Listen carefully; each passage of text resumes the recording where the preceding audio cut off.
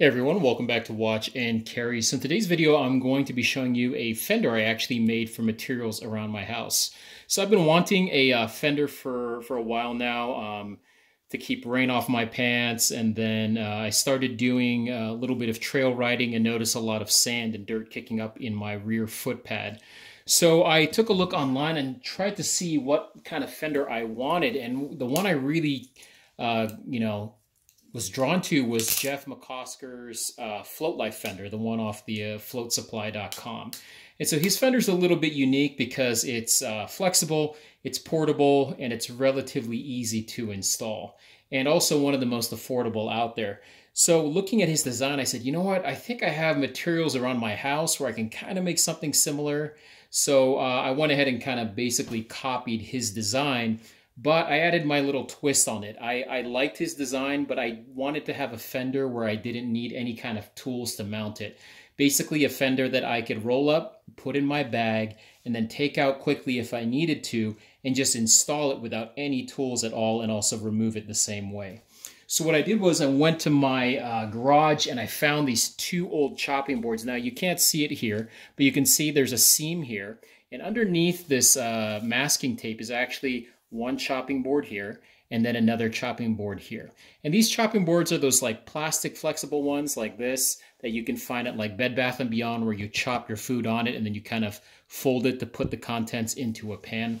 So I went ahead and taped those together and trimmed it to the size that I needed. And then what I did was I wanted to dress it up a bit, kind of match the gray theme I have going on my board. So I went to my Walmart and I bought this colored duct tape. Now this isn't the typical silver duct tape. This is actually a light gray. And went ahead and taped this up, you know, top to bottom, and then front and back as well. And then I threw on a Onewheel sticker I had lying around just to add a little bit of style to it. So if you wanted to do this yourself, you're gonna have to find something similar to those materials. I tried to look on Amazon and in my hardware store for a piece of flexible plastic that would fit this size, and I just couldn't find anything at all. The one piece that I did find was about $20 more than me buying Jeff's Float Life fender, so I figured that's not worth it. I might as well buy Jeff's. So that's where I kind of turned to my garage, and you guys might have these lying around. So if you don't have these, again, just two flexible chopping boards, just put that search on Amazon, eBay, or go to your Bed Bath & Beyond, and I'm sure you'll be able to find it. So the measurements you're gonna need. Now this isn't a perfect fit. I actually think I could trim it just a bit, but for the meantime, this is the length that I'm going to be using. So in terms of top to bottom, we're going to be measuring from the top of this tongue to the bottom of this tongue, okay? So we're looking at about,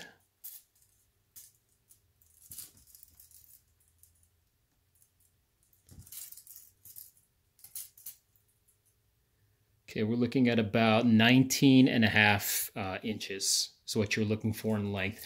Again, you can probably go a little bit less than that, but better to have a little bit larger and then trim later. In terms of width, you're going to be going for a width from this rail to this rail. So the width I went with is, I'm measuring from this side to this side, is about 9.5 inches. Okay. And then that's the rectangle I cut out.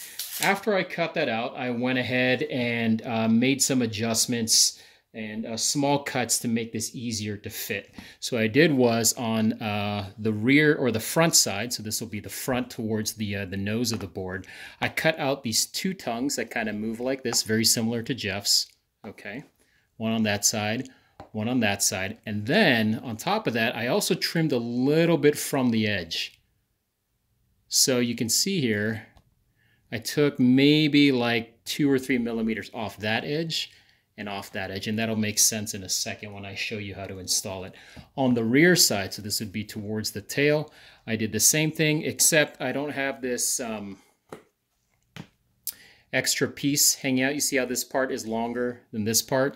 So here, I know Jeff's has that. I wasn't able to get a piece thin enough without it rubbing on my tire, so I just went ahead and I cut it completely off.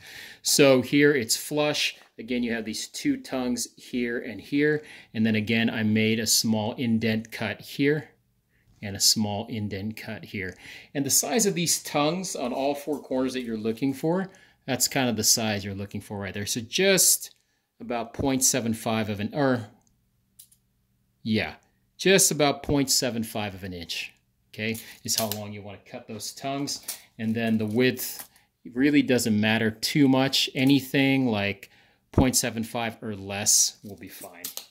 Okay, so how does this exactly work? So I'm going to put it on the board first, and then I'm going to explain to you what to do. So you just need to make sure that obviously this thing is all set to go, relatively flexible. You can roll it up if you need to. And then you're going to take these tongues here in the front. Okay, and I'm going to bend these up towards the ceiling, and again in the rear up towards the ceiling. Okay, then we're going to go to the Onewheel. Now, this might not work on your board. So on my board, I have cush-high plates or foot pads installed on the front and rear. The good thing about the cush-high is it's flexible, right? So this foot pad is not wood like the stock one. So I can actually lift up and pry on this and stuff something underneath there. And what we're going to be stuffing underneath the cush-high is going to be this tongue, right? So basically it'll be cush-high, the tongue, and then you'll have your rail underneath that. And that's what will kind of sandwich that thing together. So again, cush-high here, the tongue of this Fender, and then the rail beneath it is what's going to be holding it in place. Okay, so I'll go ahead and install this here. So what I do is I kind of lift up a little bit on my cush-high. Okay, and then put that part down. And then this one lift up also on this corner.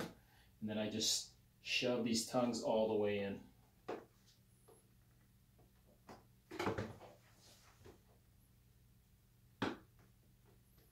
Okay, just like that. Then you're going to do the opposite, or the same thing for the opposite side.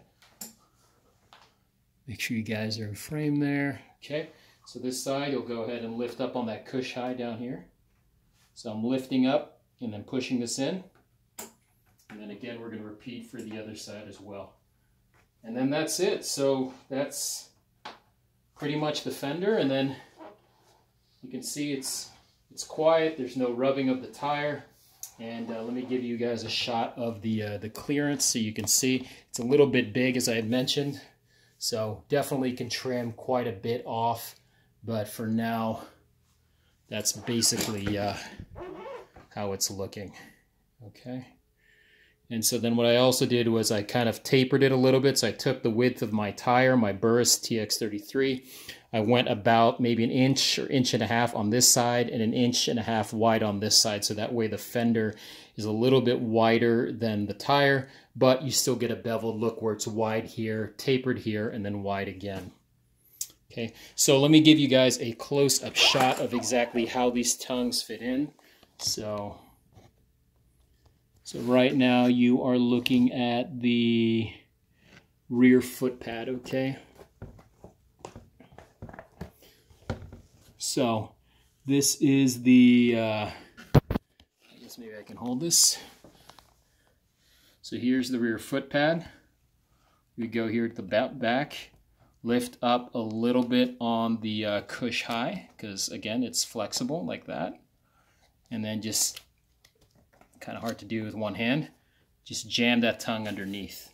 Okay, and the reason that tongue fits so well also is because you can see here, remember I trimmed a little bit off that edge, so that part goes snug into there. Now when you install this, the other question is, okay, so you were able to get it to go underneath the foot pad. What prevents this fender from going left to right during a ride? So what I did was, here on the front I actually have this felt material. It's like a felt adhesive, and I stuck that here on the side, so that way you can see it there. It's better on this side actually. Okay, you can see the felt here, the fuzzy part, and then here's the tongue. So if this tongue was to go here, it would hit that felt, and then the felt would prevent it from sliding out. Now, of course, if I was to yank this thing to the left or right, I could easily remove it. But, you know, with this style of fender and me using it only for rain or a little bit of dirt, I can't see my style of riding causing this fender to shift too much to the point that it would rip off that, that adhesive. Okay, and then again, to take this off, pretty simple. You just kind of lift up here, lift up here, do the same in the rear, and then you're good to go. And then you can find like an old post office roll-up tube, which actually I think some of them are for free. And then that's what I use to kind of keep this inside. I roll it up and put it in there. So again, just a quick DIY project that you can easily make at home. It's not going to look as pretty as what you can buy, but you know, if you like to take on a little project and maybe you don't want to spend money, might be something that you can easily do. All right, guys, that'll do it for today's video. If you have any questions, comments, or recommendations, please put them down below. And as always, have fun, be safe, and I'll see you guys on the next one.